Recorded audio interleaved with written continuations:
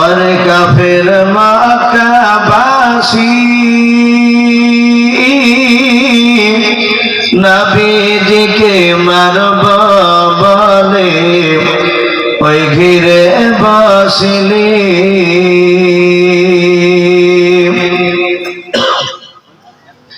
और काफिर मक्काबासी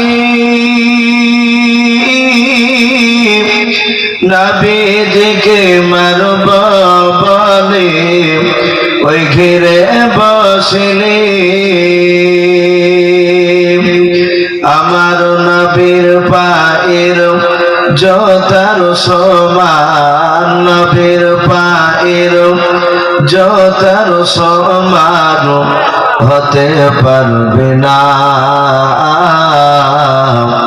আর মদিনা যাইতে নবী যে হলেন রওয়ানা নবী বলেন আবু বকর হিজরত করি চল গো ওই হুকুমে খোদার ওই রাতারাতি চলেন নবী রাতারাতি চলেন নবী সোনার মদিনায় আর মদিনা যাইতে নবী যে হলেন রওয়ানা নবী বলেন হযরত আলী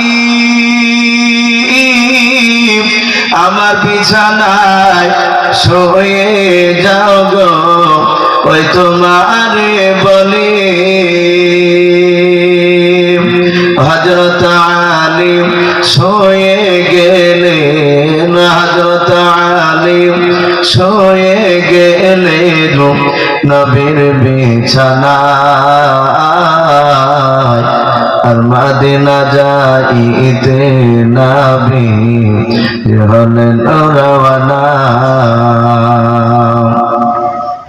সৈয়দে আলম নবীজি সৈয়দে আলম নবীজি শাহে মদিনা আর মদিনা যাইতে নবী হলেন রওয়ানা ভাই সবাই আমরা প্রাণ ভরে মাহফুত চাঁদে আরেকবার দুরূদ ইব্রাহিমকে বাধ্য পড়ে নি আল্লাহুম্মা সাল্লি আলা মুহাম্মাদি ওয়া আলা আলি মুহাম্মাদ কামা সাল্লাইতা আলা ইব্রাহিম ওয়া আলা আলি ইব্রাহিম ইন্নাকা হামিদুম মাজিদ আল্লাহুম্মা বারিক আলা মুহাম্মাদি ওয়া আলা আলি মুহাম্মাদ কামা বারাকতা আলা ইব্রাহিম وعلى آل إبراهيم إنك حميد مجيد صلى الله تعالى عليه وسلم শ্রদ্ধেয় জনাব আজকের জালসা নির্বাচিত মনোনীত যোগ্যতম সভাপতি মহাশয় ও সম্মানিত আমন্ত্রিত ওলামে কেরাম ও আমার সম্মুখের শ্রদ্ধেয় জ্যেষ্ঠ বাবা জীবনেরা আমার সমবয়স্ক সমাজস্য যুবক ভাইরা পর্দার আড়ালের মা বোনেরা ও আমার সম্মুখের কচি কচি স্নেহের বাচ্চারা সকলকে জানাই আমার বুক ভরা ভালোবাসা সালাম আসসালামু আলাইকুম ওয়া রাহমাতুল্লাহি ওয়া বারাকাতুহু আলহামদুলিল্লাহ সমস্ত প্রশংসা সে মহান রব্বুল আলামিনের জন্য যে মহান রব্বুল আলামিন আমাদেরকে বড় ভালোবেসে রহম করে বিভিন্ন গুনার মজলিস থেকে বাছাই করে নিয়ে সে মহান রব্বুল আলামিন তার রহমতের মজলিসে আমাদেরকে নিয়ে এসে বসার সুযোগ করে দিয়েছেন আমরা বুঝতে পেরেছি তাই মহান রব্বুল আলামিনের দরবারে শুকরিয়া স্বরূপ আদায় করে বলুন আলহামদুলিল্লাহ একটু প্রাণ ভরে চাঁদ মহব্বতে বলুন আলহামদুলিল্লাহ তারপরে পরে আপনার আমার নবী, যিনি ধর্মের গুরু, বিশ্ববরণ্য নেতা, নবী কুলের শিরোমণি, পয়গম্বর আযম, যিনি সাইয়্যিদুল মুরসালিন ও খাতামুন নবিয়্যিন, যিনি হাবিবে কিবরিয়া আশরাফুল আম্বিয়া, যিনি হায়াতুন নবী, জিন্দা নবী, জনাবে মুহাম্মদ রাসূলুল্লাহ সাল্লাল্লাহু তাআলা আলাইহি ওয়াসাল্লামের উপরে অগণিত দরুদ ও সালাম বর্ষিত হোক, অর্পিত হোক। সকল বলুন আল্লাহুম্মা আমিন। সম্মানিত ভাইরা, আমার বাবা জীবনেরা, আমি আপনাদের সম্মুখে কোরআনুল কারীম থেকে বেশ কয়েকটা এত টুকরা পরিবেশন করেছি, তেলাওয়াত করেছি। তারপরে পরেই নবীজির পবিত্র জবান থেকে মাত্র আমি দুটো হাদিসের টুকরা পাঠ করেছি। ইনশাআল্লাহ যথাসময়ের মধ্যে আমার বক্তব্য করব, কারণ ভাই আমার পরে আজকে জালসা যিনি প্রধান বক্তা, আলহামদুলিল্লাহ উনি অলরেডি চলে এসেছেন, আরাম করছেন। যেসব বাবজি ভাইরা প্যান্ডেলের ভিতরে বাবজি এখনো যারা আছেন, কালেকশন হলে মানুষ ছন্ন ছাড়া হয়। আজকে জালসা যিনি সভাপতি সাহেব, আপনাদের দেশের যোগ্য ইমাম হযরত মাওলানা আরব আলী সাহেব দামাত বারকাতুহুম আলিয়া, উনি বলেছেন যে আপনাদেরকে আর বিরক্ত করা হবে না। তার মানে আর বারবার আপনাদের কাছে বাবজি টাকা চাওয়ানো যাবে না, আর বারবার চাইলে মানুষ বিরক্ত হয়ে যায়। তো ভাই যারা আপনারা বসে আছেন, আমি অনুরোধ করব ভাই, যে জায়গাগুলো ফাঁকা হয়ে আছে। আমরা জানি যে দুনিয়াতে বাবজি অফিস, আদালত, কোর্ট কাছারি রাত্রিবেলায় বাবজি খোলা থাকে না, সব বন্ধ হয়ে যায়। কিন্তু বিশ্বনবী বলেছেন যত গভীর রাত্রি হয় তত আমার আল্লাহর রহমতের দরজাগুলো খুলে যায়। বলুন সুবহানাল্লাহ।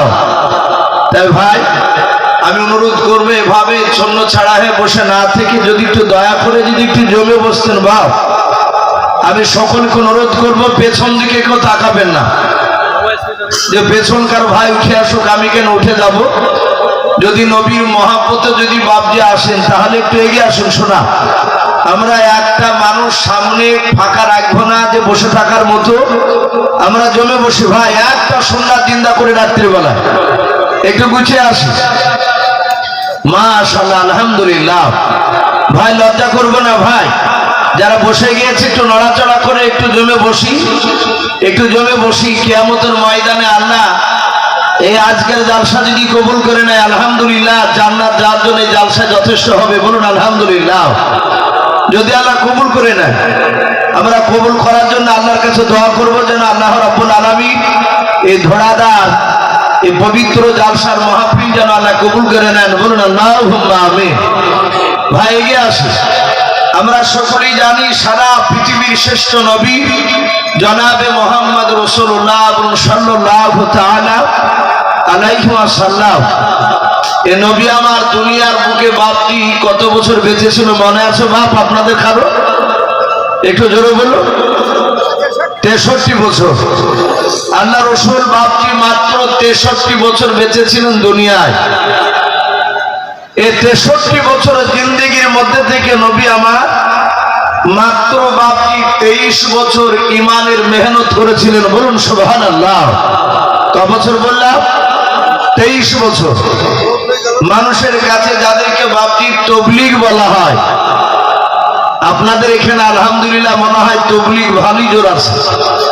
আমি মসজিদে দেখলাম যারা খাদিম হিসাবে ছিলেন, মানুষের যারা বাপজি মেহমানদারি করা ছিলেন, তাদের খাবার পরিবেশন করা দেখি বুঝতে পারলাম আলহামদুলিল্লাহ এখানে তবলিগে কালচার ভালোই আছে। বহু জায়গায় এই তবলিগকে বাপজি মসজিদে পর্যন্ত ঢুকতে দেয় না। কথা ঠিক না বেটি? কথা বলো। অনেক জায়গায় যেতে দেয় না। বলে ভাই এই তবলিগ তো সেই তবলিগ নয়।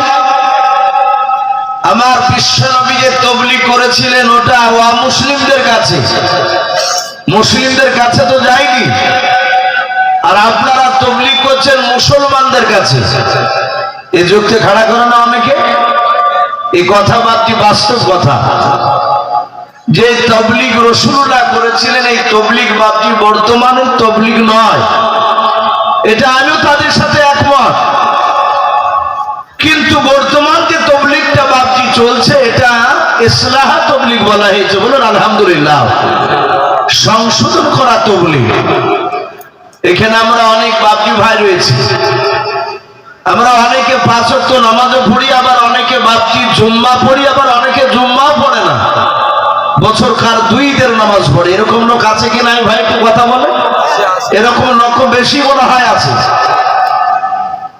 অথচ বাপজি নামাজি বেনামাজি সবাইকে যদি বলা হয় আচ্ছা ভাই বলেন তো অজু নামাজ পড়তে গেলে অজু করা লাগে, আর অজু করতে গেলে বাপজি পানি দিয়ে অজু বানাই আমরা।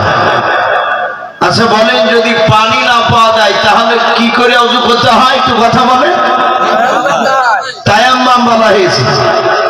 আরে তায়াম্মাম কিন্তু বাপজি কাদা দেওয়া হয় না, মাটি দেওয়া হয়, শুকনো মাটি কিংবা ধুলে।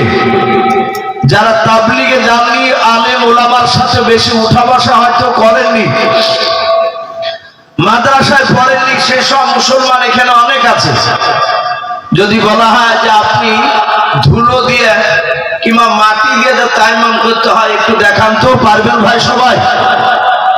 তায়াম্মাম আমরা জানি যে অজু করতে গেলে তায়াম্মাম দরকার, পানি না পানি, কিন্তু আপনাকে মাটি কিংবা ধুলি যদি দেওয়া হয়, আমার মনে হয় 100টা মুসলমানের মধ্যে 98 জনা দেখাতে পারবে না।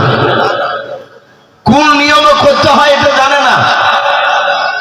সে যদি না জানে যে তায়াম্মামের নিয়ম কেমন কি করে করা লাগে, দেখা যাবে বাপজি সে 1 বদনা ধুলি নিয়ে আসবে, তো জানে যে 1 বদনা পানি লাগে। তো তাহলে প্রথমে দেখা যাবে যে হাতের কবজি পর্যন্ত পানি দিয়ে ধোয়, ধুলিয়ে দিয়ে আপনার নাড়বে, তারপর পানি 3 বার কুলি করতে হয়, তাহলে তো বাপজি ওকে 3 মুঠ ধুলে লাগবে মুখে ভরা। ও যারা জানে না তারা ভাববে মনে হয় এভাবেই করা লাগে। বাপজি এইসব শিক্ষাগুলো বর্তমান তাবলিগে দেওয়া হয়। বলুন আলহামদুলিল্লাহ। আমরা অনেক মানুষ আছি ফরজ গোসল পর্যন্ত বাপজি অনেকেই জানি না, আর ছেলে 9 ছেলের আব্বা হয়ে গেছে। কিছু মনে করবে না, গোপনে কারোর সঙ্গে আলোচনা করে যে ভাই গোসল ফরজের নিয়ম কি রে, অনেকেই জানি না, অথচ মুসলমান। বাপজি দিনের দাওয়াত নবী রাসূলরা বাপজি তারা দিয়েছিলেন মানুষের মাধ্যমে। অনেক হাদিসে বাপজি এসেছে পাখির মারফত নবীরা দিনের দাওয়াত পৌঁছাচ্ছেন। বলুন আলহামদুলিল্লাহ। পাখির মারফত কিভাবে? আমি আপনাদের কাছে একটু নবী সুলাইমান আলাইহিস সম্পর্কে কিছু কথা আলোচনা করে আমার বক্তব্য ইনশাআল্লাহ ইতি টানব। আমরা সকলেই বাপজি জানি যে কোরআন শরীফে 114টা সূরা আছে। কথা বললাম বাপ? 114টা সূরা। আরে 114টা সূরার মধ্যে সারা পৃথিবীতে বাপজি আদম আলাইহিস সালাম থেকে নিয়ে মুহাম্মদ সাল্লাল্লাহু তাআলা আলাইহি ওয়াসাল্লাম পর্যন্ত 1,24,000, মতান্তরে 2,24,000 নবী রাসূল। এতগুলো নবী রাসূলের মধ্যে থেকে মাত্র কোরআনে 25টা নবী রাসূলের নাম আছে। বলুন আলহামদুলিল্লাহ। কথা বললাম ভাই, কোরআনে নাম 25টা নবী রাসূলের নাম। এই 25টা নবী রাসূলের নাম আলোচনা করতে গিয়ে নবী সুলাইমান আর ওনার আব্বার কথা বাকি একটা আয়াতে লিখেছেন আল্লাহ, ওয়ালাকাদ আতাইনা দাউদা ওয়া সুলাইমানা ইলমা। আল্লাহ রাব্বুল আলামিন বললেন যে আমি দাউদ নবী আলাইহিস সালাম আর ওনার সন্তান সুলাইমান আলাইহিস সালামকে আমি অনেক ইলম, হিকমত, জ্ঞান দান করেছিলাম। বলুন আলহামদুলিল্লাহ। এত জ্ঞান দান করেছিলেন। কিতাবে এসেছে বাপজি নবীদের জ্ঞান আর সাধারণ মানুষের জ্ঞান কি এক হবে? বা কোনোদিনই এক হবে না। নবীদের জ্ঞান আর সাধারণ মানুষের জ্ঞান হাজার হাজার কোটি গুণে বাপজি নবী রাসূলদের জ্ঞান বেশি সাধারণ মানুষের চেয়ে। কিতাবে লিখেছে আমি নবী দাউদ সুলাইমানকে এত ইলম দান করেছিলাম। হাদিসে বাপজি এসেছে হযরতে দাউদ নবী আলাইহিস সালামকে আল্লাহ রাব্বুল আলামিন এমন একটা মুজিজা দিয়েছিলেন, সে মুজিজা উনি লোহাতে হাত দিলি লোহাকে আগুন দিয়ে তাতাতে হতো না। সে যত কুইন্টালি লোহা হোক না কেন, উনি লোহাতে এমনি করে হাত দিয়ে লোহাকে এভাবে টানতে, আর আটার মতো বাপজি নরম হয়ে যেত। বলুন সুবহানাল্লাহ। ওনার যা ইচ্ছা তাই বানাতে।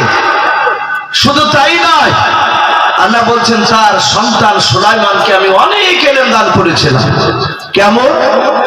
কিতাবে লিখেছে নবী সুলাইমান আলাইহিস সালাম, কোরআন শরীফে বাপজি এসেছে, আর অন্য কিতাবে এসেছে যে সুলাইমান আলাইহিস সালামের তখন বয়স ছিল মাত্র বাপজি 4 বছর। কেউ বলেছেন 4.5 বছর।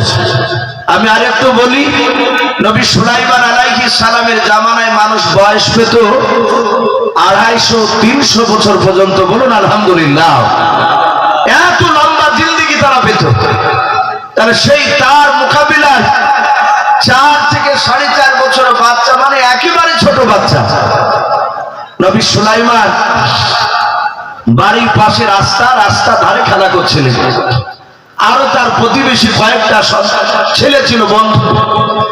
সুলাইমান আলাইহিস সালাম খেলা করতে করতে হঠাৎ করে সুলাইমান দেখলেন দুটো মেয়েতে বাপজি একটা বাচ্চা কোলে করে নিয়ে, তারা দুজনাই বাচ্চাটাকে নিয়ে ঝগড়া করতে করতে করতে করতে দাউদ নবী আলাইহিস সালামের দরবারে চলে গেল। সুলাইমান আলাইহিস সালাম তিনি দেখলেন মেয়ে দুটো ঝগড়া করতে করতে আব্বার ঘরের দিকে গেল। আবার সুলাইমান খেলা শুরু করলেন।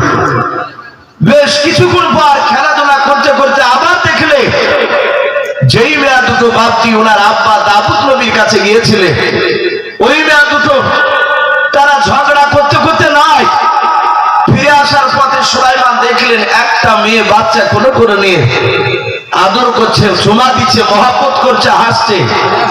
আর আরেকটা মেয়ে, যেই মেয়েটা বাপজি বাচ্চা কোলে নাই, সেই মেয়েটাকে দেখছে বাপজি সে কাঁদতে কাঁদতে রাস্তা দিয়ে চলে যাচ্ছে। 4 থেকে 4.5 বছরের বাচ্চা সুলাইমান, উনি মনে মনে চিন্তা করলেন, ওগো মাওলা, আমি আব্বার কাছে দেখেছি মানুষ কাঁদতে কাঁদতে গেলে আর কাঁদতে কাঁদতে ফিরে আসে না, হাসতে হাসতে ফিরে আসে। ঝগড়া করতে করতে গেলে ঝগড়া করতে করতে ফিরে আসে না, তারা আনন্দ করতে করতে আসে। কিন্তু এই মেয়ে দুটো ঝগড়া করতে করতে গেল, একটা কাঁদছে আর একটা হাসছে, ব্যাপারটা কি? ছোট্ট ছেলে সুলাইমান, 4 থেকে 4.5 বছরের বাচ্চা সুলাইমান তার বয়স। যে মেয়েটা কাঁদছিল সেই মেয়েটার সামনে গিয়ে বলে, মা তোমরা দুজনেই দাঁড়াও। দুটো মেয়েই দাঁড়িয়ে গেল। যে বাচ্চা নিয়ে হাসছিল সেও তো দাঁড়িয়েছে, যে কাঁদছিল সেও দাঁড়িয়েছে। সুলাইমান কাঁদা মেয়েটাকে ডাকতে বলছে, ওগো মা, আমি আব্বার দরবার থেকে কাঁদতে কাঁদতে আমার এই জীবনে প্রথম দেখলাম আপনাকে আসতে। ওই মেয়েটা হাসছে আর তুমি কাঁদছো, ব্যাপারটা কি? মা বলল। সঙ্গে সঙ্গে মেয়েটা ডাক দিয়ে বলেছিল, এই বেটা, তোর নাম কি? সুলাইমান আস্তে করে বলেন, আমার নাম সুলাইমান। বলে, এই দাউদ নবী তোর কে হয়? ওকে চিনিস? সুলাইমান বললেন, উনি আমার আব্বাজান হয়, আমি ওনাকে চিনি, আমি ওনারই সন্তান। বলে, সুলাইমান শোন, তোর আব্বা আমার ন্যায্য বিচার করে দিতে পারেনি, তাই কিয়ামতের ময়দানে যেদিন কোটি কোটি মানুষের সমাগম হবে, সেই দিনকাল আমি তোর আব্বার হাতখানাকে ধরে, কলারটা ধরে টানতে টানতে নিয়ে গিয়ে আল্লাহর কাঠগড়ায় তোর আব্বার বিরুদ্ধে আমি বিচার দিয়ে দেব। যাহাতে বাপকে বিচার দিব বলেছেন ওই মেয়েটা। সুলাইমান আলাইহিস সালামের 2 চোখের কোনা দিয়ে বাপজি পানি ঝরতে লাগলো। সুলাইমান জানতে, উনি ওনার আব্বার মুখ থেকে শুনেছিলেন কিয়ামতের ময়দান খুব কঠিন, ভয়ঙ্কর। হযরত সুলাইমান ডাক দিয়ে বলেছিল, ওগো মা, আমার আব্বা এমন কি অন্যায় করেছে যে আমার আব্বার বিরুদ্ধে কিয়ামতের ময়দানে তুমি কেন বিচার দিবা? মেয়েটা ডাক দিয়ে বলেছিল, সুলাইমান,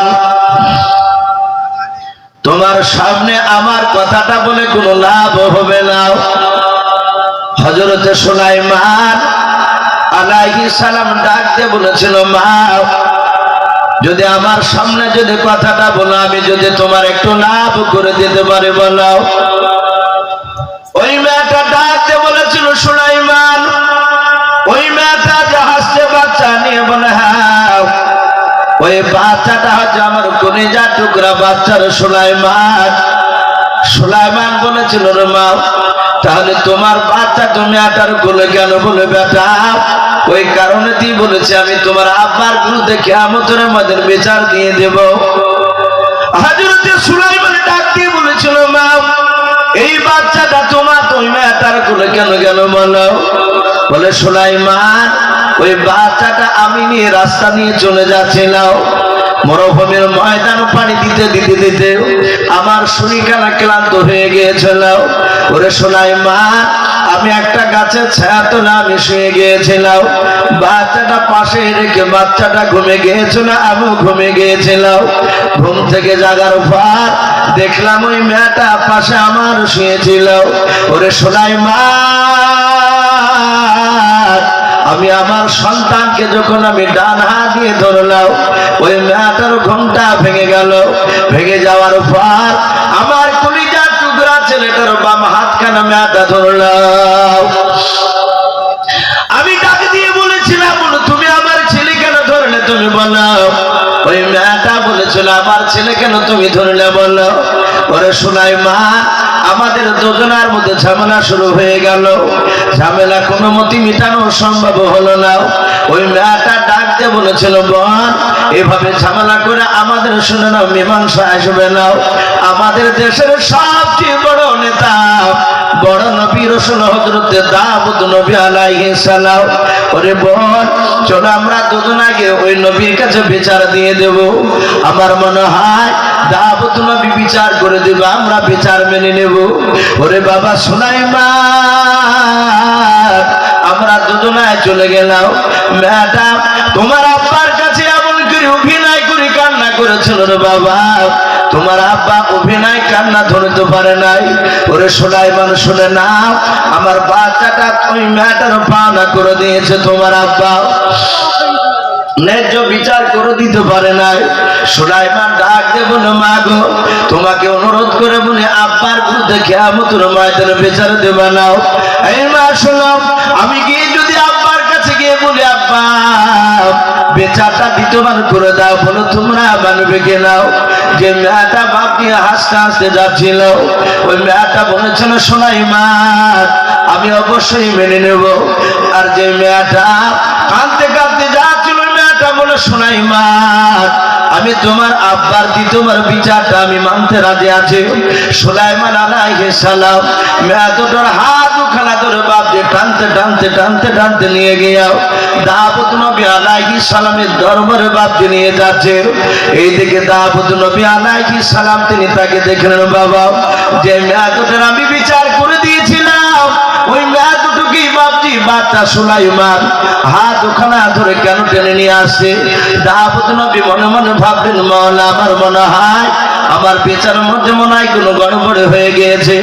হযরত সুলাইমান মনে মনে ভাবতে লাগলেন আল্লাহ আমি গিয়ে যদি আব্বাকে বলি আব্বা আপনি বিচারটা ন্যায্য করতে পারেন নাই, তাহলে আমার আব্বার সম্মানের হানি হয়ে যাবে।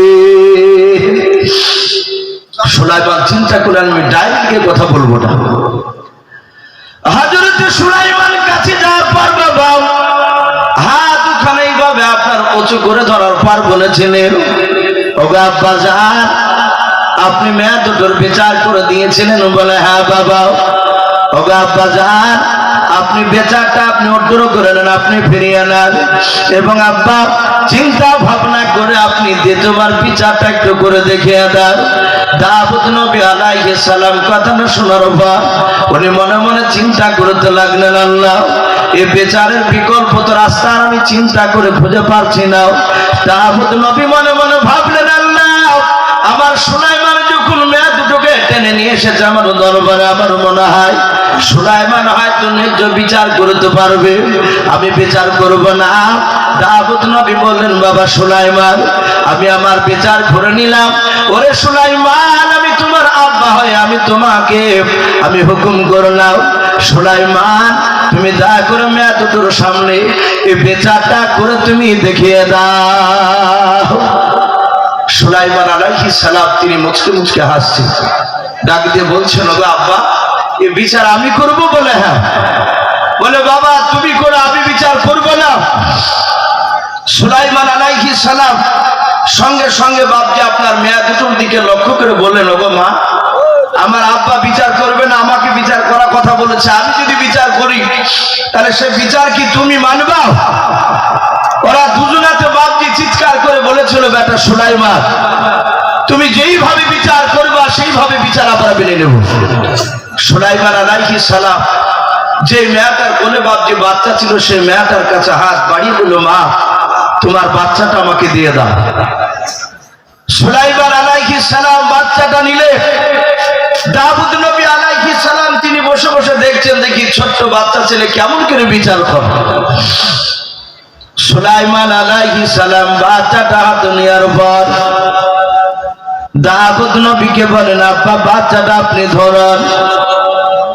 সুলাইমানের কাছ থেকে বাপজি বাচ্চাটা ধরে নিলেন। হযরতে সুলাইমান বাপজি আর কোনো কথা বলেন নাই। দাউদ নবীকে বাচ্চা দিয়ে বাপজি সোজা দৌড়ে বাড়ি দিকে চলে গেলেন। সুলাইমানের আব্বা মনে মনে চিন্তা করলেন, মাওলা, আমার মনে হয় সুলাইমানকে বিচার করতে বলা ভুল হয়েছে, আমি কেনই বা হুকুম করলাম। সুলাইমান বিচার না করে বাড়ির দিকে দৌড়ে পালিয়ে গেল। হযরতে দাউদ নবী বারবার বাপজি তাকিয়েছে, আর এইদিকে মেয়ে দুটো বাপজি বারবার বাপজি বাড়ির দিকে তাকাতেছে, কেন সুলাইমান আসে নাই। দাউদ নবী দেখলেন সুলাইমান বেশ কিছুক্ষণ পর হাতে করে বাপজি একটা ধারানো হোসেন হাতে করে নিয়ে বাপজি বাড়ির ভিতর থেকে বেরিয়ে আসছে। দাউদ নবী চিন্তায় চিন্তিত হয়ে গেলেন, মনে মনে ভাবলেন, মাওলা, আমার ছোট ছেলে সুলাইমান বাচ্চা মনে হয় হোসাখানা নিয়ে এসে বাচ্চাটাকে জবাই করে দেবে, আর যদি বাচ্চাটাকে যদি জবাই করে দেয় কিয়ামতের ময়দানে আমার সুলাইমান কোনোদিন জান্নাত যেতে পারবে না। আমি কেনই বা হুকুম দিলাম। সুলাইমান আলাইহিস সালামের আব্বা দেখছেন তার বাপের কপাল দিয়ে বাপ ঘাম বেরোচ্ছে। হযরতে সুলাইমান কাছে এসে বলেন, আব্বা, চিন্তা করবেন না, আপনি বাচ্চাটা আমাকে দেন। এই মেয়েটা বলেছে কিয়ামতের ময়দানে তোমার বিরুদ্ধে বিচার দিবে। ওগো আব্বা, তুমি নাকি ন্যায্য বিচার করতে পারো নাই, আমি তোমার সন্তান, এদের দুজনার সামনে বাচ্চাটাকে আমি ন্যায্য বিচার করে দেখে দেব। সুলাইমান আলাইহিস সালাম বাচ্চাটা হাতে নিলেন। নেয়ার পর ওই মেয়ে দুটোর সামনে বাপজি ফাঁকা জায়গায় পরিষ্কার মাটিতে বাপজি শুয়ে দিলেন। ওই মেয়ে দুটোর দিকে লক্ষ্য করে প্রথম মেয়েটাকে ডাক দিয়ে বলেছিল, মা, এই বাচ্চাটা তোমাকে দিয়ে দিলে তোমার কোলটা ভরে যাবে, মেয়েটার কোলটা খালি হবে। বলে, হ্যাঁ। আবার এই বাচ্চাটা তোমাকে না দিয়ে দিত, মেয়েটাকে দিলে তার কোল ভরে যাবে, তোমার কোলটা খালি হয়ে যাবে। ওগো মা, তাহলে ন্যায্যতে বিচার করা হবে না? বলে, নাও। ওগো মা, আমার হাতে হোসেখানা দেখতে পাচ্ছ? বলে, হ্যাঁ। এই হোসেখানা এই বাচ্চাটার দুই পায়ের মাঝখানে আমি বেঁধে দিয়ে ফড় ফড় করে ফেড়ে ফেলবো, অর্ধেকটা তোমাকে দিব, অর্ধেকটা তোমাকে দেব, ন্যায্য বিচার হয়ে যাবে সমান সমান। বলো, এই বিচারটা তোমরা মানবে কি? নাও। মেয়ে দুটোর মধ্যে যেই মেয়েটা বাপজি প্রথমে বাচ্চা নিয়ে হাসতে হাসতে যাচ্ছিল বাড়ি, ওই মেয়েটা ডাক দিয়ে বলেছিল, সুলাইমান, কথা দি করে দিল, আমি মেনে নিব তোমার বিচার। হযরতে সুলাইমান বাপজি হোসাখানা বেঁধে দিও, টান মারতে যাবে, আর যে মেয়েটা বাপজি বিচার দিব বলেছিল ওই দ্বিতীয় মেয়েটা সুলাইমানের দৌড়ে গিয়ে বাপজি পা দুখানা জোরে জোরে বলেছিল, ওরে সুলাইমান,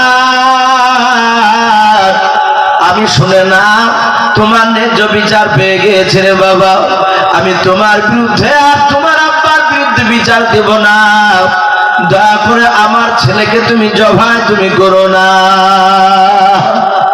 সুলাইমান বললেন, ওগো মা, তুমি তো বলেছো আব্বা নাকি ন্যায্য বিচার করে দিতে পারেন, আর তুমি বারণ করছো জবাই করো না। বলে, না বাবা, আমি তোমার ন্যায্য বিচার পেয়ে গিয়েছি, আমি জানি আমার ছেলের অর্ধেকটা নিতে গেলে আমার ছেলে আর জিন্দা থাকবে না, শেষ হয়ে যাবে। ওরে বাবা, জবাই না করে পুরোটাই মেয়েটাকে দিয়ে দাও, আর কোনো বাধা করবো না আমি তোমাদের বিরুদ্ধে।